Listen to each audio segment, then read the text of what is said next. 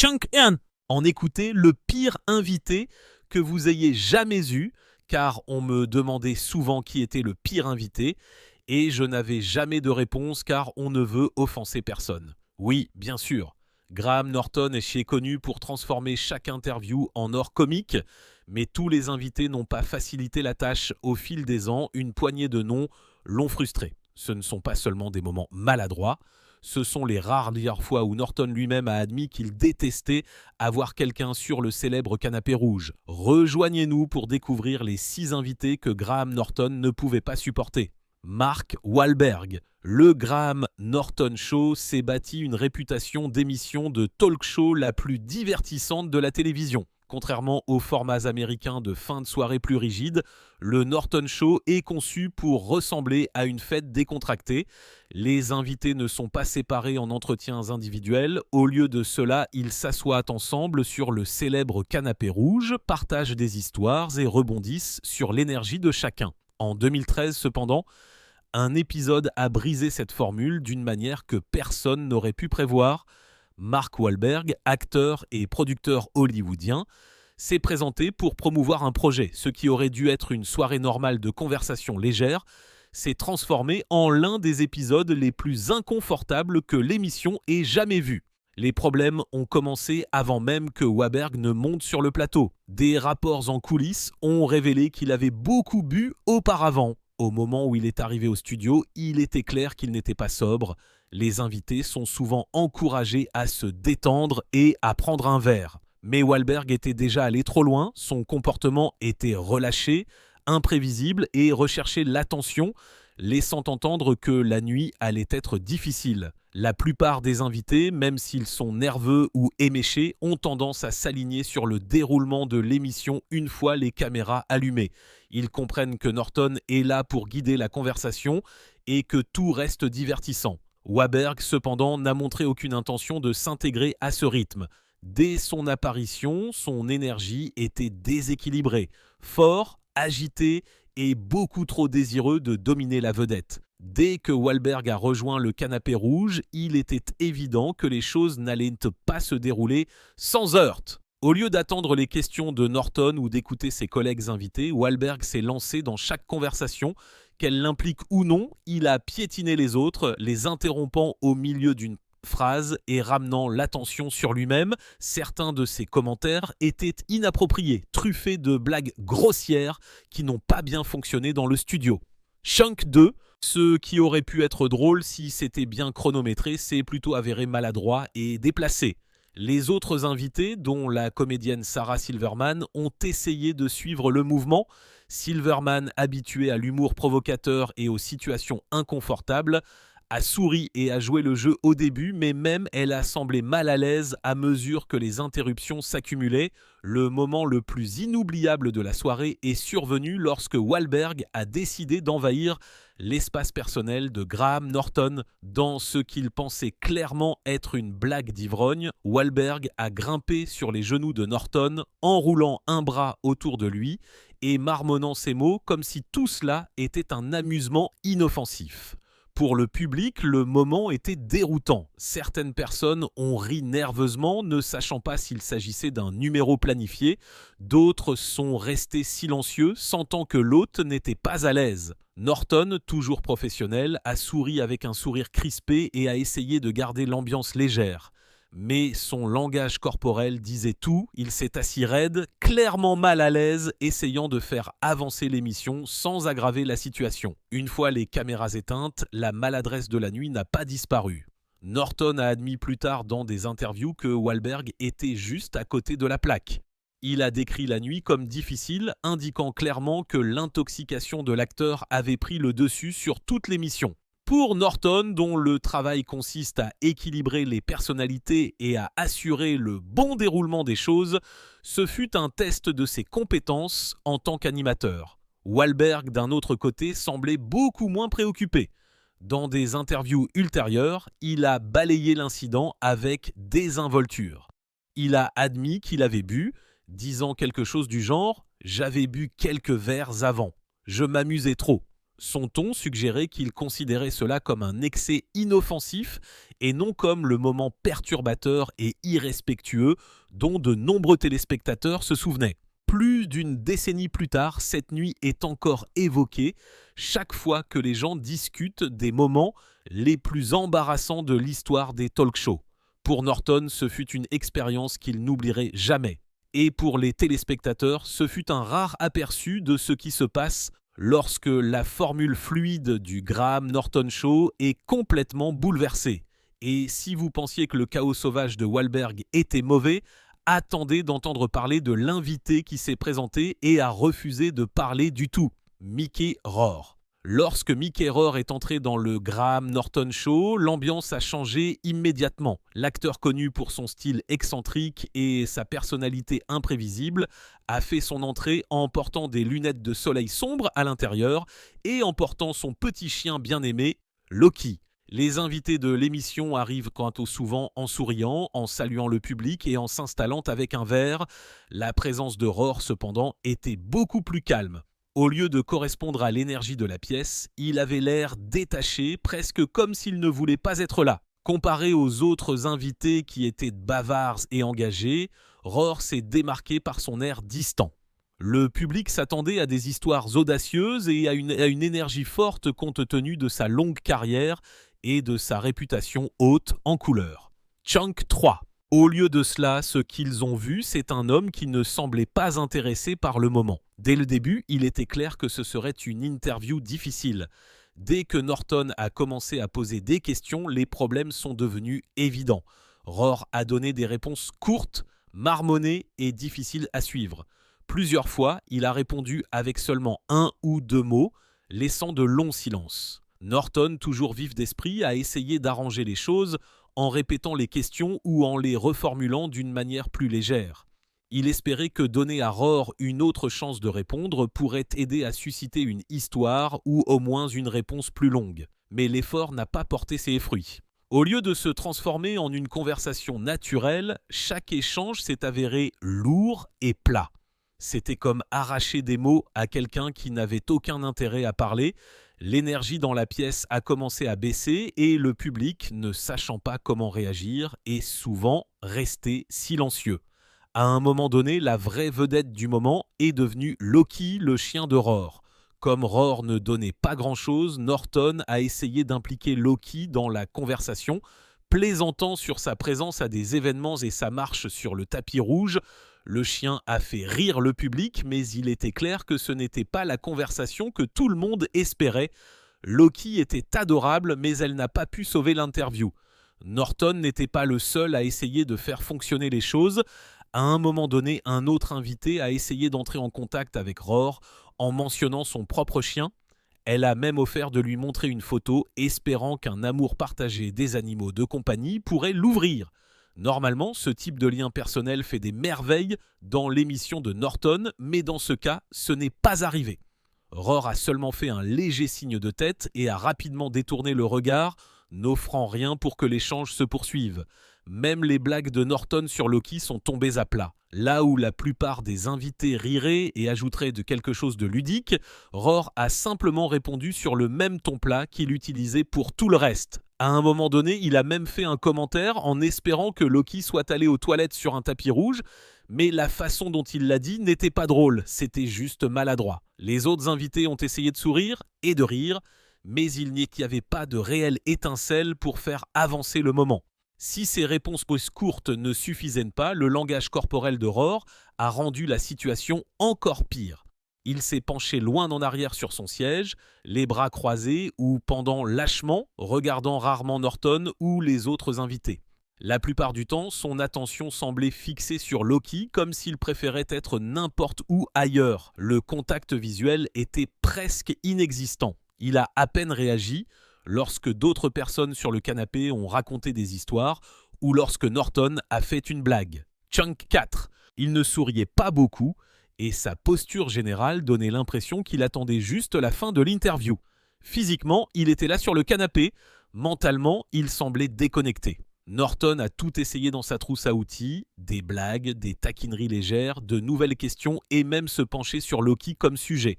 Rien de tout cela n'a fonctionné. Contrairement au chaos, qui peut au moins être divertissant, l'apathie draine l'énergie. Pour les téléspectateurs à la maison, le segment s'est avéré lent et inconfortable. Pour Norton, ce fut un exercice épuisant pour maintenir l'émission en vie. C'est une chose de gérer un invité qui est turbulent ou imprévisible. C'en est une autre de s'asseoir en face de quelqu'un qui ne donne rien du tout. C'est ce qui a fait ressortir l'apparition de Mickey Rourke. Ce n'était pas dramatique, ce n'était pas explosif, c'était simplement maladroit, lourd et inoubliable pour toutes les mauvaises raisons. Et si cela vous a mis mal à l'aise, attendez que nous en arrivions à la légende hollywoodienne qui a fait dire à Norton « c'est un travail difficile ». Kevin Costner. Le Graham Norton Show dépend d'allers-retours rapides, l'animateur prépare une blague et les invités improvisent dessus. Dessus. Le canapé fonctionne lorsque les gens jouent le jeu, exagèrent ou essaient de se surpasser pour rire. Kevin Costner n'a apporté une énergie très différente. Il est connu pour ses rôles sortant sérieux et ses réponses quand il réfléchit. Dans l'émission de Norton, ce sérieux n'était pas approprié. Là où l'émission voulait des réponses légères et ludiques, Costner offrait des réponses pesantes et littérales. Ce décalage de ton a rendu chaque échange plus difficile qu'il ne devait l'être. Costner n'était pas impoli ou hostile. Il était calme et poli. Il a simplement parlé d'une manière qui ne correspondait pas au rythme rapide et blagueur du plateau. Lorsqu'un animateur essaie de construire une comédie sur le canapé, le fait qu'un invité réponde sérieusement peut tout arrêter. C'est ce qui s'est passé avec Costner. L'un des moments les plus clairs est survenu lorsque Norton a essayé de lui soutirer une drôle d'histoire des coulisses. Norton a préparé une blague sur Costner réalisant Wolves pendant le tournage de Danse avec les loups. Chunk 5. La mise en place invitait à quelque chose d'original ou d'absurde. Costner a répondu par un simple « ouais », puis s'est lancé dans une longue et étrange description qui n'a jamais abouti à une blague. Au lieu d'une anecdote courte et percutante, la réponse s'est transformée en une comparaison décousue entre des vendeurs et des aspirateurs. Le public s'est tu. L'humour s'est effondré parce que la réponse était perçue comme littérale et floue plutôt que ludique. C'était plus qu'un simple faux pas.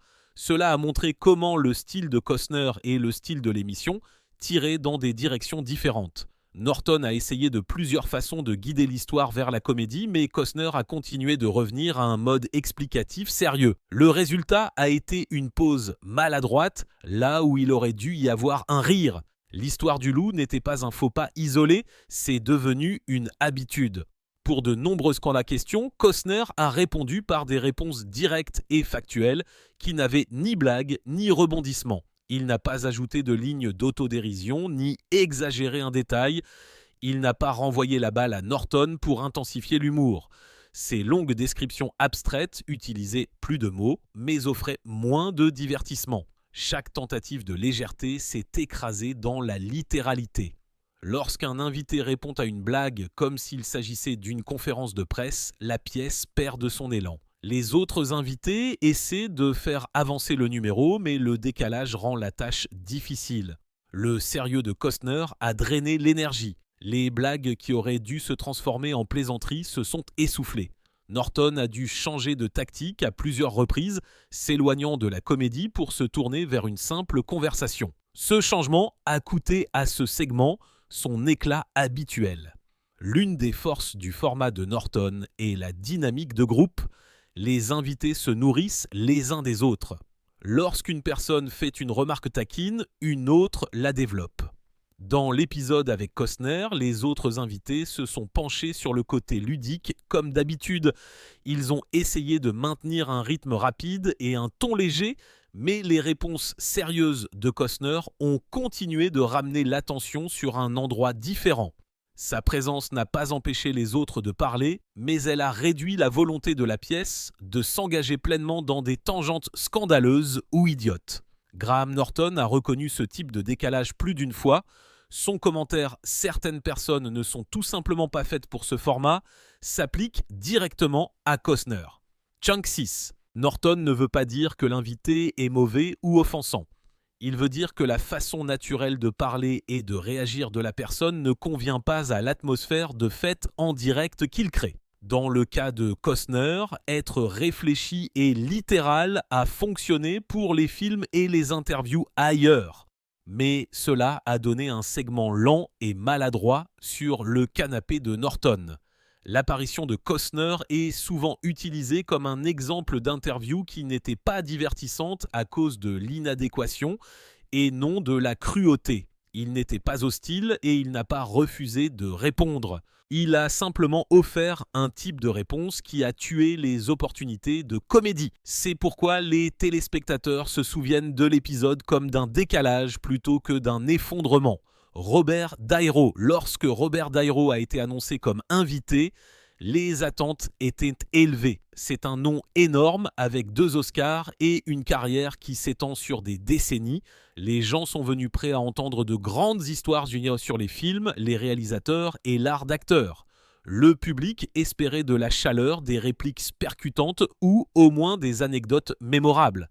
Avec une star comme Dairo, les téléspectateurs s'attendent soit à un moment fort de l'émission, soit à un aperçu des coulisses des grands films. C'est pourquoi l'entrée semblait chargée de promesses. L'interview proprement dite n'a pas livré ce que le public voulait, les réponses de Dairunk étaient courtes et clairsemées, il a parlé en phrases coupées plutôt qu'en longues histoires, il a offert des réponses hésitantes plutôt que des anecdotes complètes. Il était poli mais distant. Il n'a pas donné de détails volontairement ni plaisanté. Au lieu de développer les invites, il donnait souvent un bref signe de tête, une courte phrase ou un commentaire prudent, puis se taisait. Pour une émission qui repose sur des invités qui se construisent les uns sur les autres, ce style n'a rien laissé à Norton ou aux autres invités à utiliser. Plus d'une fois, Norton posait une question qui implorait une réponse colorée sur une scène célèbre, un choix de réalisation ou la vie sur le plateau, et Dairo répondait avec un minimum de mots. L'écart entre la cadence énergique de l'animateur et le ton réservé de Dairo a rendu l'ensemble de l'échange tendu. Il n'y avait pas d'étincelles, pas d'escalade et pas de rire partagé ancré par une histoire claire. Graham Norton est un animateur qui peut soutirer des histoires aux personnes les plus réticentes. Il a essayé la même approche avec Dairo. Norton a évoqué les faits saillants de sa carrière, les moments en coulisses et les possibilités amusantes. Il a fait référence au film de Dairo, a fait allusion à des contes notoires sur le plateau et a doucement insisté sur les détails. Norton a posé des questions de suivi, a reformulé des questions et a offert des blagues légères pour détendre l'atmosphère. Chunk 7. Malgré ses efforts, le matériel n'est pas venu. Les références humoristiques ont rebondi sur les réponses stoïques de Dairo. Norton ouvrait une porte pour une anecdote amusante et Dairo la franchissait seulement pour la refermer rapidement. L'animateur a essayé plusieurs angles, taquinant la curiosité et les invites directs. Chaque tentative n'a produit que des réponses courtes et prudentes. Les tactiques de Norton ont changé. Il s'est éloigné des grandes préparations et a essayé des questions plus simples et plus étroites. Il s'est redirigé plus souvent vers d'autres invités pour maintenir l'énergie. Ces mouvements ont aidé à maintenir l'émission en marche, mais ils ont également souligné les efforts que Norton devait déployer pour compenser un invité qui ne voulait pas s'ouvrir. 2 raisons principales expliquent pourquoi l'interview n'a pas réussi à trouver sa place. Premièrement, Dairo est une personne réservée dans les interviews. Il a la réputation d'être privé et parfois mal à l'aise avec les interviews approfondies et bavardes. Cette nature réservée signifie qu'il donne souvent des réponses directes et courtes plutôt que des histoires ludiques ou révélatrices. Sur de nombreuses plateformes, cette approche peut être bonne. Dans une conversation longue, des réponses brèves peuvent être suivies et explorées. Dans l'émission de Norton qui va vite et s'attend à ce que les invités jouent le jeu, la réserve devient un problème. Deuxièmement, le format de groupe a amplifié le problème. L'émission de Norton place plusieurs personnes sur le même canapé pour créer une réaction en chaîne d'histoires et de blagues. Lorsqu'une personne ne s'engage pas, la dynamique de groupe faiblit. D'autres invités peuvent essayer de reprendre le flambeau, mais le flux se brise. Une seule présence réservée laisse des lacunes dans le rythme qui sont difficiles à combler. Le style discret de Dairo a rendu ces lacunes très visibles. Au lieu d'un échange fluide, les téléspectateurs ont vu des moments inégaux et de longues pauses hésitantes. Dairo n'était pas impoli ou dédaigneux. Il n'a pas argumenté ni quitté les lieux. Il a simplement gardé ses réponses minimales et ses réactions petites. C'est ce qui a donné l'impression que l'épisode était coincé. Ce n'était pas un effondrement dans le chaos, c'était un ralentissement dans le silence pour les personnes qui regardaient. Le contraste était évident. Chunk 8. Le public s'attendait à des bavardages et de partiels animés et à de grandes histoires, de grandes histoires. Au lieu de cela, il y a eu des silences maladroits et de brèves phrases. Les fans ont comparé l'immobilité de Dairo aux performances plus animées sur le même canapé. Les rires étaient réservés et parfois nerveux.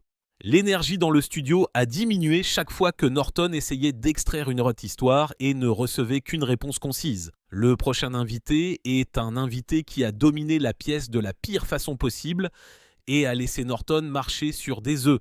Harvey Weinstein. Harvey Weinstein n'est pas venu dans le Graham Norton Show en tant qu'acteur. Il est venu en tant que producteur et non puissant à Hollywood. Ce rôle a façonné son comportement. Les producteurs parlent souvent des films différemment des acteurs. Ils parlent de contrat, de contrôle créatif et d'influence. Sur le canapé de Norton, cette perspective semblait déplacée. L'émission dépend d'histoires départagées, d'aides ludiques et d'un échange amical. La réputation de contrôle et de domination de Weinstein en a fait un mauvais choix pour ce format dès le départ. Les gens s'attendaient à un invité qui pourrait être confiant. Ce à quoi ils ne s'attendaient vraiment pas, c'est à un invité qui orienterait systématiquement la conversation vers lui-même et ses réalisations. Au lieu de se joindre à l'énergie communautaire légère, il a fait de la soirée une question de sa propre carrière et de sa propre autorité. Ce changement a modifié le ton de tout le segment. La présence de Weinstein sur le canapé était bruyante d'une manière particulière. Il interrompait souvent les autres invités et coupait Norton au milieu de sa question. Au lieu d'attendre son tour de parler, il prenait le relais. Lorsque quelqu'un d'autre essayait de répondre ou de raconter une histoire, il ramenait le sujet à son propre travail. Il a transformé la conversation de groupe en un monologue. Ces monologues étaient longs et centrés sur son rôle dans les projets et sur les personnes avec lesquelles il avait travaillé. Cette approche donnait aux gens dans la pièce l'impression qu'il les contrôlait. Les invités qui interagissent normalement les uns avec les autres ont été mis de côté. Le travail de Norton consiste à inviter tout le monde à la conversation. Mais lorsqu'un invité continue de rediriger la conversation vers lui-même, l'animateur doit travailler plus fort pour que tout le monde soit inclus. C'est ce qui s'est passé ce soir-là. Chunk 9. Le ton de Weinstein envers Norton et les autres invités était également arrogant. Il parlait comme s'il s'attendait à ce que les gens l'écoutent sans contestation. Cette attitude a mis une pression évidente sur la chimie amicale habituelle. Weinstein n'a pas bien réagi aux blagues de l'émission. Lorsque Norton ou d'autres faisaient des remarques légères, Weinstein ignorait souvent la blague et revenait avec de longues réponses sérieuses. Ces réponses étaient souvent denses en name-dropping et en détails de production. Au lieu de rebondir avec un rire ou une réplique rapide, il expliquait les choses longuement. Cette approche a tué l'élan du segment. Alors que le plateau passait du rire au silence maladroit, la réaction du public a changé. Les rires légers se sont transformés en rires nerveux lorsqu'un animateur essaie de faire rire le groupe et qu'un invité prononce un long discours sans rapport. Le studio ressent le changement. L'énergie baisse. La pièce n'est plus une fête. Elle devient un endroit où les gens attendent le prochain moment sûr. Ce soir-là, Norton a dû détourner l'émission des tangentes prétentieuses et vers quelque chose de plus regardable. Le résultat a été une télévision polie mais tendue. Graham Norton a passé une grande partie du segment à faire un travail minutieux. Il a dû pivoter rapidement, changer de sujet et guider la conversation sans confronter directement Weinstein. La confrontation aurait intensifié le moment et l'aurait empiré. Au lieu de cela, Norton a utilisé de petites redirections et des mouvements rapides pour maintenir l'émission en marche. Il a souri d'une manière qui semblait forcée. Il s'est tourné vers d'autres invités ou est passé à une autre histoire lorsque Weinstein s'est éternisé. Le langage corporel de Norton en disait long. Il s'est penché en avant pour écouter, puis s'est retiré lorsque l'énergie a baissé. Il a utilisé de courts rires pour combler les lacunes. Il a essayé d'inclure les autres invités dans les suivis. Parfois, il est apparu visiblement tendu. Ses yeux et son expression ont montré qu'il travaillait à protéger l'ambiance de l'émission tout en gardant tout poli et à l'antenne. C'est une tâche difficile pour tout animateur et Norton l'a exécutée avec professionnalisme. Pourtant, la tension était claire. Chunk 10. Avec le recul, Norton et d'autres ont dit que la nuit s'était mal passée, même sur le moment. Après la divulgation publique et la chute de Weinstein, de nombreux téléspectateurs sont retournés voir l'extrait et ont vu des signes qu'ils avaient manqués. Les interruptions sur un ton dominateur ont pris un nouveau sens après le scandale. Ce qui était autrefois perçu comme de l'arrogance ressemblait pour certains téléspectateurs à un signe de problème plus profond. Pour Norton, l'interview est restée l'une des plus épuisantes de sa carrière. Ce n'était pas dramatique comme des cris ou des combats, c'était épuisant parce que Weinstein remplissait l'espace d'une manière qui laissait peu de place à quiconque d'autre. Le segment a mal vieilli. Lorsque les téléspectateurs ont regardé à nouveau l'épisode après que les crimes de Weinstein sont devenus publics, l'arrogance et le contrôle ont semblé plus troublants qu'ils ne l'avaient été à l'époque. Ce changement dans la façon dont l'épisode a été perçu l'a fait ressortir comme l'une des interviews les plus inconfortables et les plus difficiles de Norton. Le prochain invité est un invité qui a tout simplement refusé de parler et a laissé Norton qualifier la chose d'atroce. Daryl Hannah. Graham Norton a dit plus d'une fois que l'apparition de Daryl Hannah était atroce. Il utilise souvent ce mot lorsque les gens lui demandent quel invité était le pire.